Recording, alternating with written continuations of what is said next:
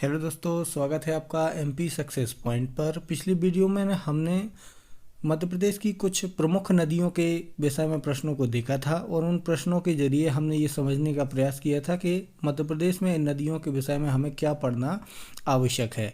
तो अब हम जो शेष नदियाँ बची हुई हैं मध्य प्रदेश की, शेष प्रमुख छोटी छोटी नदियाँ हैं, उनको भी प्रश्नों के माध्यम से समझने का प्रयास करेंगे और देखेंगे कि कैसे लेटेस्ट प्रश्न इन नदियों पर बन रहे हैं। लेटेस्ट कुछ प्रश्न बन रहे हैं, जैसे कि किस नदी के किनारे कौन सा शहर बसा हुआ है, कौन से ग्रंथों में इसका वर्णन मिला है। इस प्रकार के प्रश्न आजकल लेटेस्ट एग्जामों में पूछे जा रहे हैं, तो हम इस प्रकार के प्रश्नों को भी देखेंगे। तो चलिए देखते हैं हम अपना पहला प्रश्न। हमारा पहला प्रश्न है, दतिया किस नदी के किनारे बसा है। दतिया किस नदी के किनारे बसा है? तो दतिया किस नदी के किनारे बसा है? सिंध नदी के। तो हमारा पहले क्वेश्चन का सही आंसर क्या हो जाएगा? Option number B. बढ़ते हैं अगले क्वेश्चन की ओर। क्वेश्चन नंबर दूसरा, देवास किस नदी के किनारे बसा हुआ है। देवास किस नदी के किनारे बसा हुआ है? तो किस नदी के किनारे बसा हुआ है? काली सिंध। देवास काली सिंध नदी के किनारे बसा हुआ है, तो ये हमारा सही आंसर हो जाएगा प्रश्न दूसरे का, ऑप्शन नंबर डी। बढ़ते हैं अगले प्रश्न की ओर। अगला प्रश्न है, टोंस नदी का उद्गम स्थल कहाँ है। टोंस नदी का उद्गम स्थल है, तो टोंस नदी का उद्गम स्थल है ऑप्शन नंबर ए, कैमूर की पहाड़ी। क्या है हमारा सही आंसर? कैमूर की पहाड़ी। कैमूर की पहाड़ी कहाँ है, ये पूछ लिया जाए कि कहाँ स्थित, जैसे ये प्रश्न पूछ लिया जाए कि टोंस नदी का उद्गम स्थल कहाँ है, तो कहाँ है? मैहर सतना। मैहर सतना, इस चीज का ध्यान रखेंगे। चलिए बढ़ते हैं हम अपने अगले क्वेश्चन की ओर। हमारा अगला प्रश्न है, किस महाकवि ने बेतवा के तट की व्याख्या करते हुए उसकी महिमा का वर्णन किया है। तो किस कवि ने किया है? केशवदास। केशवदास, ऑप्शन हमारा ए सही हो जाएगा। और ये भी पूछा जा सकता है कि केशवदास की किस रचना में, तो रचना है रसिक प्रिया। इसको भी ध्यान रखना है।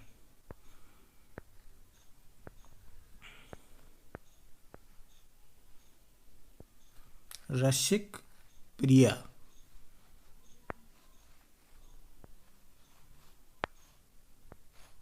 ये भी आपसे पूछ लिया जाता है। तो चलिए हम अगला क्वेश्चन देखते हैं। हमारा अगला प्रश्न है, कौन सी नदी मध्य प्रदेश तथा उत्तर प्रदेश की सीमा का निर्माण करती है। तो देखिए, पिछले प्रश्नों में हमने देखा था मध्य प्रदेश और राजस्थान की सीमा, इसमें आया है मध्य प्रदेश और उत्तर प्रदेश की। तो कौन सी नदी बनाती है सीमा? बेतवा नदी। ऑप्शन डी हमारा सही आंसर हो जाएगा। और हमने पढ़ा था कि चंबल नदी किसकी बनाती है? एमपी राजस्थान की सीमा का निर्माण करती है। कौन सी? चंबल नदी। और हमारा सही आंसर क्या हो जाएगा इस क्वेश्चन का, मध्य प्रदेश और उत्तर प्रदेश का? ऑप्शन नंबर डी, बेतवा नदी मध्य प्रदेश और उत्तर प्रदेश की सीमा का निर्माण करती है। इस चीज को ध्यान रखेंगे। चलिए बढ़ते हैं आगे। अगला प्रश्न है हमारा, क्षिप्रा नदी का समागम किस नदी में होता है। क्षिप्रा नदी का समागम किस नदी में होता है? तो किस नदी में होता है? चंबल नदी में। ऑप्शन नंबर डी हमारा सही आंसर हो जाएगा। और कहाँ होता है ये भी पूछा जाए तो कहाँ होता है? मंदसौर में। कहाँ होता है? मंदसौर में। इस चीज को भी ध्यान रखेंगे। चलिए अगला प्रश्न देखते हैं। अगला प्रश्न है, किस नदी के किनारे उज्जैन में महाकुंभ का आयोजन किया जाता है। किस नदी के किनारे उज्जैन में महाकुंभ का आयोजन किया जाता है? तो किस नदी के किनारे किया जाता है? क्षिप्रा नदी के किनारे। हमारा सही आंसर हो जाएगा क्षिप्रा नदी। क्वेश्चन नंबर 7 में का दूसरा हमारा सही हो जाएगा।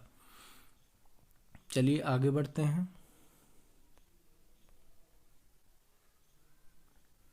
प्रश्न 8वां है, शाजापुर किस नदी के किनारे बसा है। प्रश्न को पढ़ेंगे, शाजापुर किस नदी के किनारे बसा है।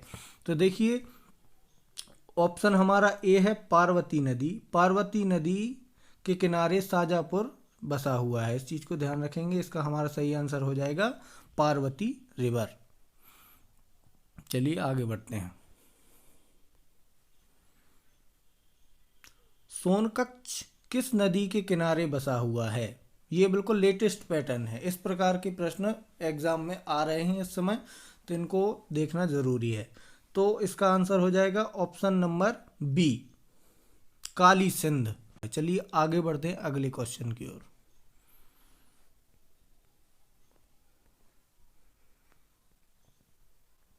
भीमगढ़ का निर्माण किस नदी पर किया गया है। हमारा अगला प्रश्न है, भीमगढ़ का निर्माण किस नदी पर किया गया है। भीमगढ़ बांध का निर्माण किस नदी पर किया गया है। तो बेनगंगा नदी पर भीमगढ़ बांध का निर्माण किया गया है। तो हमारा सही आंसर क्या हो जाएगा, ऑप्शन नंबर डी।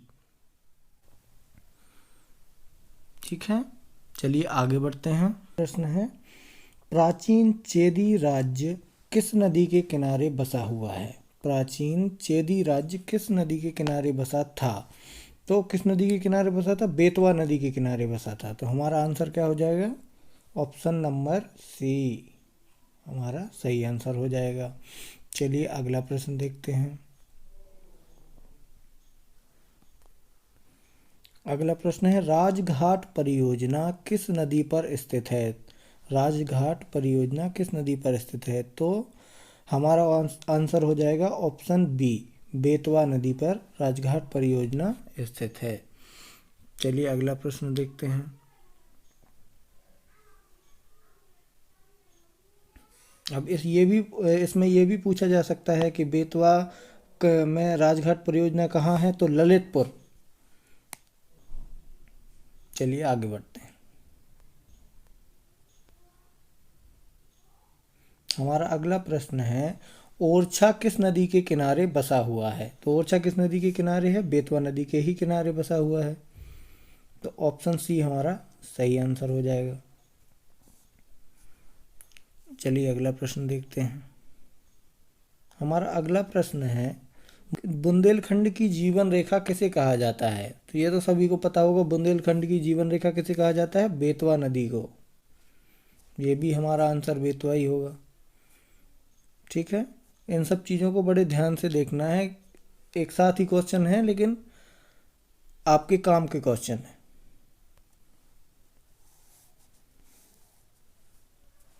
अगला हमारा प्रश्न है, क्षिप्रा की कुल लंबाई कितने किलोमीटर है। देखिए ऐसे क्वेश्चन भी आते हैं, किलोमीटर में भी पूछ लेते हैं। तो इसका आंसर क्या हो जाएगा, 195 किलोमीटर। ऑप्शन नंबर सी हमारा राइट आंसर हो जाएगा।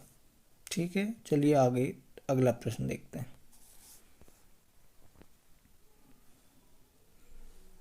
और प्रश्न है, शिवपुरी किस नदी के किनारे स्थित है। शिवपुरी किस नदी के किनारे स्थित है, सिंध नदी के किनारे स्थित है। तो हमारा आंसर सी सही हो जाएगा। अगला प्रश्न देखते हैं। अगला प्रश्न है, सांची किस नदी के किनारे बसा हुआ है। सांची बहुत प्रसिद्ध है और ये क्वेश्चन कई बार आ चुका है। ये आईएमपी क्वेश्चन है, ये कई बार आ चुका है। तो सांची किस नदी के किनारे स्थित है। तो बेतवा नदी के किनारे सांची स्थित है। हमारा डी सही हो जाएगा। सांची में क्या है, भारत के सबसे बड़े बौद्ध स्तूप। भारत के सबसे बड़े बौद्ध स्तूप यहाँ पर हैं।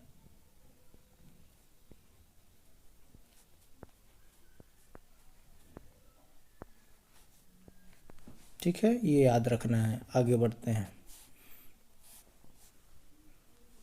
अगला प्रश्न है, बेतवा का पौराणिक नाम क्या है, या बेतवा का पौराणिक नाम है। तो क्या है, Vetravati, option number C. Option number C हमारा सही आंसर हो जाएगा, वेत्रवती। चलिए आगे बढ़ते हैं। झुलेरी से कौन सी नदी निकलती है? अगला हमारा प्रश्न है, झुलेरी से कौन सी नदी निकलती है? तो झुलेरी से कौन सी नदी निकलती है? केन नदी। कौन सी नदी निकलती है? केन नदी। ऑप्शन बी हमारा सही आंसर हो जाए। तो ये झुलेरी है कहाँ, ये पूछ लिया जाए तो कहाँ है? कटनी में। कहाँ है? कटनी में।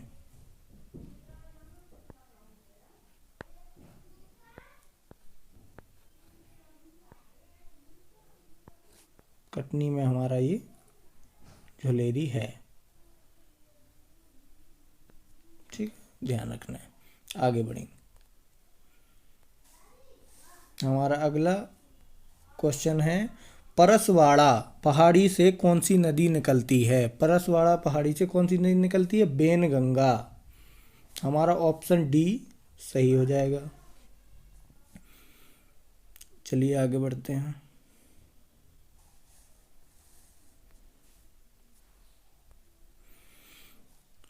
धुती बांध का निर्माण किस नदी पर किया गया है? धुती बांध का निर्माण किस नदी पर किया गया है? तो ऑप्शन सी, बेनगंगा नदी पर धुती बांध का निर्माण किया गया है। अब ये भी पूछा जा सकता है कब किया गया है? तो 1911 में। कब किया गया है? 1911 में। 1911 में धुती बांध का निर्माण किया गया है। चलिए आगे बढ़ते हैं। अगला प्रश्न है, किन नदियों के संगम को प्राणहिता कहा जाता है? ये इम्पोर्टेंट क्वेश्चन है, ये आ सकता है परीक्षाओं में। किन नदियों के संगम को प्राणहिता कहा जाता है? तो बेनगंगा तथा वर्धा, इन दोनों के संगम को प्राणहिता कहा जाता है। इस चीज़ का ध्यान रखना है, ये क्वेश्चन बहुत महत्वपूर्ण है, ये परीक्षा में आ सकता है। ठीक है, चलिए आगे बढ़ते हैं।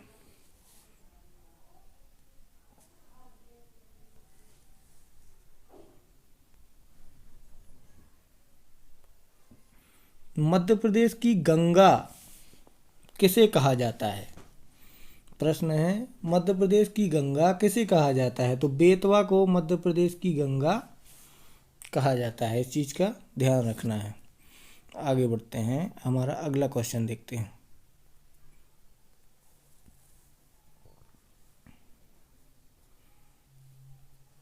हमारा अगला क्वेश्चन है, क्षिप्रा नदी का उद्गम स्थल कहाँ है? हमारा प्रश्न है, क्षिप्रा नदी का उद्गम स्थल कहाँ है?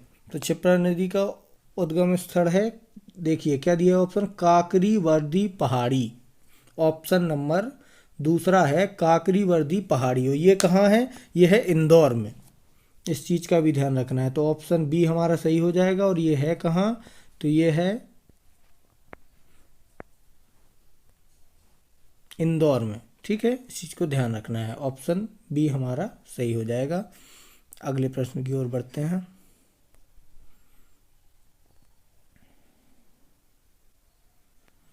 क्षिप्रा की सहायक नदी नहीं है।